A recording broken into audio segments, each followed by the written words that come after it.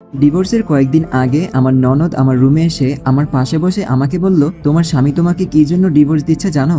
আমি খুব স্বাভাবিকভাবে বললাম, হ্যাঁ জানি তো। বিয়ের 3 বছরেও আমি তাকে বাবা ডাক শোনাতে পারিনি, এটাই হয়তো মেইন কারণ।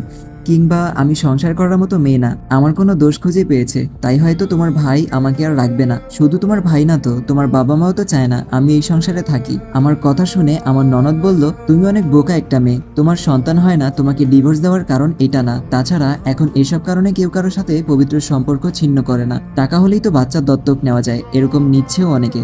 এতে করে তো আল্লাহও খুশি হয়, একটা গরিব ঘরের বাচ্চা আরামায়েশে বড় হবে। আর আমি যতদূর জানি সন্তান না হওয়ার জন্য বেশিরভাগ ক্ষেত্রে স্বামীরা দায়ী, কিন্তু আমাদের পুরুষ শাসিত সমাজে এই দোষটা মেয়েদের ঘাড়ে চাপানো হয়। তোমার স্বামী অন্য কোনো কারণে তোমাকে ডিভোর্স দিচ্ছে, বাবা মায়ের কথা বাদ দাও, তারা যেখানে টাকার জন্য আমাকেই বয়স্ক পাত্রের কাছে বিয়ে দিতে চায়, সেখানে তুমি তো অনেক দূরের। তুমি এই বাড়িতে আসার পর থেকেই সবকিছু মুখ বুজে সহ্য করেছো, কিন্তু যাওয়ার আগে এভাবে সহ্য করো না। আমার ভাই মানুষটা মোটেও ভালো না, তার কাছে মেয়েদের শরীরটাই আগে। তাকে আমি ছোট থেকেই চিনি, তার জন্য আমি আমার কোনো বান্ধবীকেও বাসায় আনার সাহস পেতাম না। তোমার স্বামী হয়তো অন্য কোনো মেয়ের প্রতি আসক্ত হতে পারে, সেটা তোমার কোনো আপনজন। তুমি এত সহজে হার মেনে নিলে ওরা তোমাকে এইভাবে মিথ্যা অপবাদ দিয়ে তাড়িয়ে দেবে।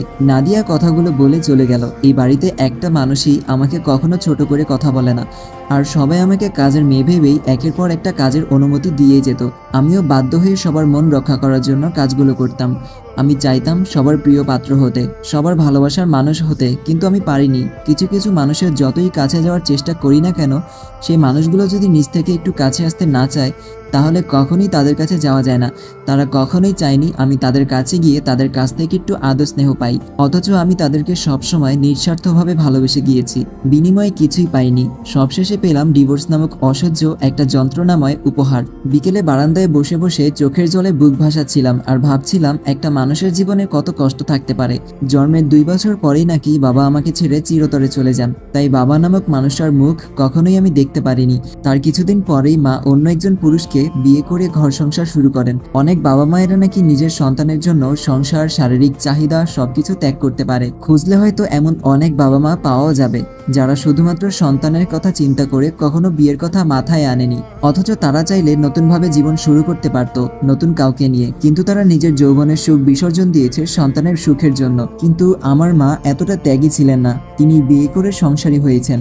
অবশ্য এটা ভেবে ভালোই লাগে, আমার মা আমার জন্য তার সুন্দর জীবনটা নষ্ট করেনি। কিন্তু আমি ঠিকই বাবা মায়ের আদর থেকে বঞ্চিত হয়েছি, কারণ বিয়ের আগের দিনই আমার মা আমাকে অন্য একজনের কাছে রেখে নিজের বিয়ের পিঁড়িতে বসেছিলেন। 7 বছর বয়সে মা আমাকে হোস্টেলে ভর্তি করেন। তিনি ভেবেছিলেন বিয়ের কিছুদিন পর আমাকে তার কাছে নিয়ে যাবেন। এখন একটি অ্যাড চলবে, আপনারা চাইলে স্কিপ করতে পারেন। ক্রিকেক্স বাংলাদেশ ও ভারতের জন্য একটি জনপ্রিয় ও নিরাপদ গেমিং অ্যাপ। এখন ক্রিকেক্সে গেম খেলুন আর উপভোগ করুন দারুণ সব রিওয়ার্ড। জিলি গেমসে 100 ফ্রি স্পেন, জন্মদিনে পাচ্ছেন 1000 বোনাস একদম ফ্রি, প্রতি রেফারে 300 ফ্রি বোনাস, সাপ্তাহিক স্লট বোনাস 22,500 টাকা পর্যন্ত, স্পোর্টস ডিপোজিট বোনাস প্রতিদিন 7,000 টাকা পর্যন্ত, মাসিক রেফার বোনাস 3,77,777 টাকা পর্যন্ত, প্রতি সপ্তাহে আইফোন 16 প্রো জেতার সুযোগ। নিরাপদ লেনদেন বাংলাদেশে বিকাশ, নগদ, রকেট উপায়, সবকিছু সহজ ও ঝামেলা মুক্ত। এখনই পিন করা লিঙ্ক থেকে ক্রিকেক্স অ্যাপে ফ্রি রেজিস্ট্রেশন করুন এবং শুরু করুন আপনার গেমিং অভিজ্ঞতা। কিন্তু সেটা সম্ভব হয়নি। আমি আমার মায়ের সাথে দেখা করতাম, কথা বলতাম, কিন্তু কখনো মায়ের বুকে মাথা রেখে ঘুমানোর সুযোগটুকু পেতাম না, কারণ আমার মা আমাকে তার নতুন স্বামীর বাড়িতে নিয়ে যাক এটা ওই বাড়ির কেউ চাইতো না। আর যখন আমার মায়ের কোল ভরে ফুটফুটে একটা কন্যা সন্তান আসলো, তখন আমার মায়ের আদরটাও যেন আমার জন্য কমে গেল। আমার বোন আমার থেকে 5 বছরের ছোট, সবাই জানতো আমার কথা, জানতো আমার মায়ের একটা মেয়ে আছে, তবুও কেন আমাকে ওই বাড়িতে নেওয়া হয়নি সেই উত্তরটা আমার কাছে অজানা। বারান্দা থেকে নিচের দিকে চোখ যেতেই দেখলাম আমার স্বামী আবির একটা মেয়ের সাথে বাসায় ঢুকেছে। বারান্দা থেকে নিচের দিকে চোখ যেতেই দেখলাম আমার স্বামী আবির একটা মেয়ের সাথে বাসায় ঢুকেছে। মেয়েটা দেখতে অসম্ভব সুন্দর, আমি তার সৌন্দর্যের কাছে হয়তো কিছুই না। এই কালো চোখের নীল শাড়ি পরা মেয়েটাই হয়তো আমার স্বামীকে আমার কাছ থেকে কেড়ে নেওয়ার দ্বার প্রান্তে আছে। এই মেয়েটার জন্যই কি তাহলে আবির আমাকে ডিভোর্স দিচ্ছে? আমার ভেতরটা জ্বলে যাচ্ছিল। আমি জানি আবির আমাকে ডিভোর্স দেবে, তবুও তাদের দুজনকে এভাবে একসাথে দেখে ভেতরটা প্রচন্ড অসহ্যনীয় একটা ব্যথা অনুভব করলাম। আমি বারান্দা থেকে উঠে রুমের দিকে গেলাম, ভেবেছিলাম মেয়েটাকে নিয়ে আবির রুমের দিকে আসবে, কিন্তু এমনটা হলো না। আবির মেয়েটাকে নিয়ে তার বাবা মায়ের রুমের দিকে গেল। আমার খারাপ লাগার মাত্রাটা আরও বেড়ে গেল। বিছানায় শুয়ে কাঁদতে লাগলাম। ঠিক এমন সময় দরজার ওপাশ থেকে আমার শাশুড়ির কণ্ঠ শুনতে পেলাম। সে স্পষ্ট গলায় বলল, বাসায় মেহমান আসছে, ওদের জন্য খাবারের ব্যবস্থা করো। তার আগে চা বিস্কুট কিছু দিয়ে এসো ওদের। কথাগুলো বলে 1 সেকেন্ডও দেরি করলো না। ঠিকমতো কাঁদার জন্য মনে হয় ভাগ্য লাগে, যেটা আমার নেই। মানুষ সবকিছু এত সহজভাবে কিভাবে নেয়, আমি কেন পারি না? কয়দিন পরেই আমাকে এই বাড়ি থেকে চলে যেতে হবে, আমিও মেনে নিয়েছি। তাছাড়া কোনো উপায় তো নেই, কারণ আমার অভিযোগ দেওয়ার মতো কোনো মানুষ নেই। কেউ নেই যে আমাকে একটু সাহায্য করতে পারবে। অথচ আমার শাশুড়ি আমাকে এভাবে আদেশ দিয়ে গেল মনে হলো আমি এখনো এই বাড়ির বউ, ভবিষ্যতেও থাকবো। তাই কাজগুলো আমাকেই করতে হবে। আমি চা বিস্কুট নিয়ে যখন আবির আর মেয়েটার সামনে গেলাম, তখন নিজের প্রতি খুব ঘৃণা হলো। নিজের স্বামীকে অন্য একটা মেয়ের কাছে স্বইচ্ছায় তুলে দিতে হচ্ছে বাধ্য হয়ে। এক পর্যায়ে আবির আমাকে রুম থেকে চলে আসতে বলল। আমি আর দেরি না করে চলে আসলাম, কারণ রুমটাতে আমারও দম বন্ধ হয়ে আসছিল। তাই মনে মনে আবিরকে ধন্যবাদ জানাই চলে আসতে বলার কারণে। যদিও সে অপমান করার জন্য এমনটা বলেছে, তবুও সে ভালো করেছে।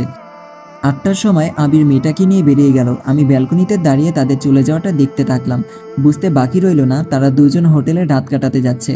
আমি মনের ভেতর এক আকাশ কষ্ট নিয়ে ঘুমিয়ে গেলাম, কারণ আজ আমার কাছে সবকিছু স্পষ্ট হয়ে গিয়েছে। একসময় মনে হতো আর কেউ ভালো না বাসলেও আমার স্বামী আমাকে ভালোবাসে, কিন্তু আজ তো সবকিছু নিজের চোখেই দেখলাম।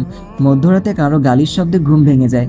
কেউ খুব বিশ্রীভাবে দরজা ধাক্কাচ্ছে আর বলছে, দরজা খোল। দরজা লাগিয়ে কি করস? তোর প্রেমিকের সাথে মজা করস নাকি? আমি শব্দ পেয়েই দৌড়ে গিয়ে দরজা খুলে দিতেই দেখতে পাই আবির মাতাল অবস্থায় এসব বলছে।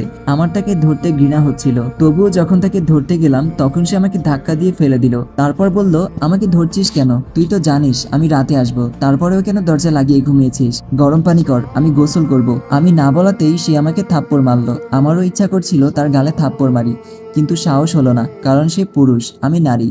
তার সাথে শক্তিতে পেরে উঠব না। পরে নিজের অনিচ্ছা সত্ত্বেও বাধ্য হয়ে রাত 1টার সময় পানি গরম দেই। সেই পানিতে আমার স্বামী তার নোংরা দেহটা ধুয়ে ফেলে। কিছুদিন পরের কথা, রাত 10টা বাজে। আমি অনেক চেষ্টা করেছি সব কষ্ট সহ্য করে বেঁচে থাকার, কিন্তু পারিনি। আমার মনে হয়েছে আমার বেঁচে থাকার মেয়াদ ফুরিয়ে গিয়েছে। তাই মৃত্যুটাকে বেছে নেওয়াটাই আমার জন্য একমাত্র শান্তির পথ। মৃত্যুর আগে আবিরের মুখটা একবার দেখতে চেয়েছিলাম, কিন্তু সে বাসায় ফেরেনি। খুব কম সময়ের জন্য হলেও এই একজন মানুষই আমাকে ভালোবেসেছিল। তাই খারাপ হলেও শেষবারের মতো তাকে দেখার খুব ইচ্ছা ছিল, কিন্তু সেটা হলো না। সে হয়তো ওই মেয়েটার সাথে মজা মস্তিতে ব্যস্ত, তাই এখনো বাসায় আসেনি। আমি বাড়ি থেকে বের হয়ে রেল লাইনের পাশে গিয়ে দাঁড়িয়ে আছি, অপেক্ষায় আছি কখন ট্রেন আসবে। ট্রেন আসা মাত্রই নিজের মাথাটা এগিয়ে দিব চলন্ত ট্রেনের দিকে। নিমিষেই মুহূর্তের মধ্যে এই সুন্দর পৃথিবী থেকে একটা জলজ্যান্ত আত্মার সমাপ্তি হবে। অনেকক্ষণ দাঁড়িয়ে থাকার পর হঠাৎ করে দেখতে পেলাম দুজন মেয়ে আর একটা ছেলে বস্তায় করে কি যেন একটা রেল লাইনে ফেলে যাচ্ছে। কিছুটা এগিয়ে গিয়ে বুঝতে পারলাম তারা একজন মানুষকে হাত পা বেঁধে রেল লাইনে ফেলে যাচ্ছে। কিছুটা এগোতে গিয়ে বুঝতে পারলাম তারা একজন মানুষকে হাত পা বেঁধে রেল লাইনে ফেলে যাচ্ছে। আমার ভেতরটা শুকিয়ে গেল যখন দেখলাম এই 3জন মানুষকেই আমি চিনি। একজন আমার স্বামী আবির, অন্যজন সেই নীল শাড়ি পরা মেয়েটা, আর যাকে দেখে আমার আত্মাটা প্রতিনিয়ত কাঁপছিল, ভেতরটা ফুলে ফেপে উঠছিল, সে হলো আমার বোন তানিয়া। আমার মায়ের পেটের বোন হলেও সে আমার সৎ বোন। আমি তাদেরকে দেখে কিছুটা আড়ালে চলে গেলাম, যাতে করে তারা আমাকে দেখতে না পায়।